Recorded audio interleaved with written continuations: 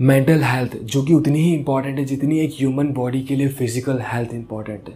और आज मैं आप सभी के साथ इसी के रिगार्डिंग बात करूंगा। क्या है ये मेंटल हेल्थ, क्या क्या चीज़ें अफेक्ट करती है आपकी मेंटल हेल्थ को, किन कारणों से एक पर्सन डिप्रेशन का शिकार हो जाता है और उसके दिमाग में एक सुसाइडल थॉट्स आने लग जाते हैं। जस्ट रिसेंटली सुशांत सिंह राजपूत जो कि एक बॉलीवुड सेलिब्रिटी थे एंड ही कमिटेड सुसाइड, और लोग उनके ऊपर जजमेंट दे रहे हैं कि वो मेंटली वीक थे, उन्होंने पेरेंट्स के बारे में नहीं सोचा। मैं आपको कुछ बताता हूँ सुशांत के बारे में। सुशांत सिंह राजपूत AIEEE जो कि एक इंजीनियरिंग की एंट्रेंस एग्जाम होती थी कुछ टाइम पहले, उसमें 7th रैंक होल्डर थे ऑल अराउंड इंडिया। उसके बाद उन्होंने अपनी इंजीनियरिंग स्टार्ट करी दिल्ली कॉलेज ऑफ इंजीनियरिंग से। 3rd ईयर में उस बंदे ने इंजीनियरिंग को ड्रॉप आउट किया और अपना करियर स्विच करा एक्टिंग की तरफ। तो आपको क्या लगता है वो बंदा मेंटली वीक था?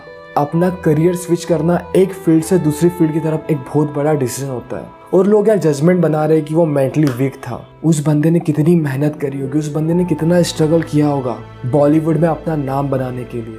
आप खुद सोचो, एक पर्सन जो अपना 3rd ईयर में ड्रॉप आउट करके पूरा अपना करियर स्विच कर सकता है, तो क्या वो मेंटली वीक हो सकता है? So please stop making this judgement. उस पर्टिकुलर टाइम पे उसकी क्या कंडीशन थी, उस पर्टिकुलर टाइम पे उसकी क्या सिचुएशन थी, ना वो आपको पता है ना वो मुझे पता है। So please stop making this judgement. Mental illness किसी को भी हो सकती है, या वो मेंटली स्ट्रांग हो या वो मेंटली वीक हो। CCD के फाउंडर सिद्धार्थ कुछ टाइम पहले उन्होंने भी सुसाइड कमिट करी।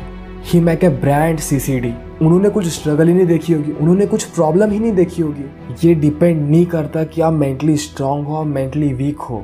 मेंटल इलनेस किसी को भी हो सकती है। So I request, please do not pass any judgement without knowing particular person situation. पता है सबसे बड़ी प्रॉब्लम क्या है? जो हमारा आसपास का माहौल है, जो एनवायरनमेंट है, जो चीज़ हम कंज्यूम करते हैं, सभी चीज़ में नेगेटिविटी है। आप न्यूज़ चैनल देख लीजिए, सुबह से शाम तक 90% चीज़ें नेगेटिव दिखाई जाती है। जिस प्लेटफॉर्म पे आप इस वीडियो को देख रहे हो, उसी प्लेटफॉर्म के टॉप क्रिएटर को उठा के देख लीजिए।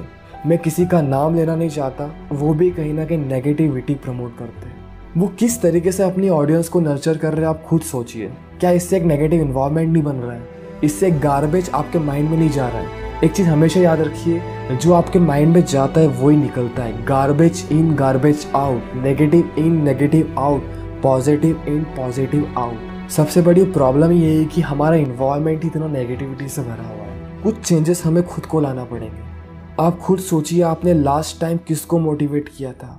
आपने लास्ट टाइम किसको अप्रिशिएट किया था?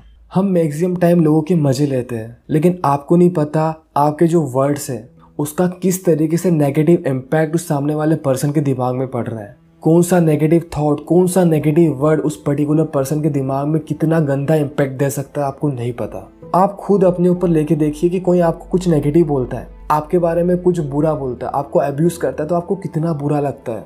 सेम केस दूसरों के साथ भी होता है। आपको ये चीज़ समझनी पड़ेगी कि हमारे वर्ड्स बहुत इंपॉर्टेंट रोल प्ले करते हैं। आपका एक वर्ड सामने वाले के दिमाग में कितना गंदा इम्पैक्ट कर रहा है, ये चीज़ आपको नहीं पता है। सबसे पहले हमको खुद का नेचर चेंज करना पड़ेगा। किसी को भी प्रॉब्लम है तो उसकी बात सुनो यार, कोशिश करो कि उसकी हेल्प कर पाओ, उसको सपोर्ट करो। अगर आप उसकी हेल्प नहीं कर पा रहे, उसको सपोर्ट नहीं कर पा रहे, तो उसको टॉन्ट मत मारो, उसकी टांग मत खींचो, उसके ऊपर बेमतलब कमेंट मत करो। आपके किस नेगेटिव कमेंट से उस पर्टिकुलर पर्सन के दिमाग में क्या चलने लग जाएगा आप सोच भी नहीं सकते। कोशिश करिए कि दूसरों की हेल्प कर सके। कोशिश करिए किसी को कुछ प्रॉब्लम है तो उसको सॉल्यूशन दे पाओ, उसको मोटिवेट कर पाओ। ये एनवायरनमेंट हमको खुद को चेंज करना पड़ेगा। अगर आपको प्रॉब्लम है तो आप किसी के साथ शेयर करिए, और कोई आपके साथ कुछ शेयर कर रहा है तो उसको ध्यान से सुनिए। ये चीज़ हमें खुद को इम्प्रूव करनी पड़ेगी। कुछ चेंजेस हमें सोसाइटी में लाना पड़ेगा। मैं गवर्नमेंट पॉइंट ऑफ व्यू से देखूँ तो गवर्नमेंट की भी सबसे बड़ी प्रॉब्लम है कि गवर्नमेंट ने कभी भी मेंटल हेल्थ के ऊपर फोकस नहीं किया। जितना गवर्नमेंट दूसरी डीज के ऊपर फोकस करती है, उतना कभी भी मेंटल हेल्थ के ऊपर फोकस नहीं किया। मैं आपको एक छोटा सा फिगर बताता हूँ। हमारे इंडिया में साइकियाट्रिस्ट की कमी है। आपको जान के हैरानी होगी कि पर 2 लाख पॉपुलेशन के ऊपर मात्र एक साइकियाट्रिस्ट है, और ज़रूरत है 8000 पे एक साइकियाट्रिस्ट। सो आप सोच सकते हो कितनी बड़ी वर्स्ट सिचुएशन है। एक पर्सन जो मेंटल इलनेस से सफ़र कर रहा है, अगर वो प्राइवेट डॉक्टर्स के पास जाता है तो मोटी फीस वसूलता है।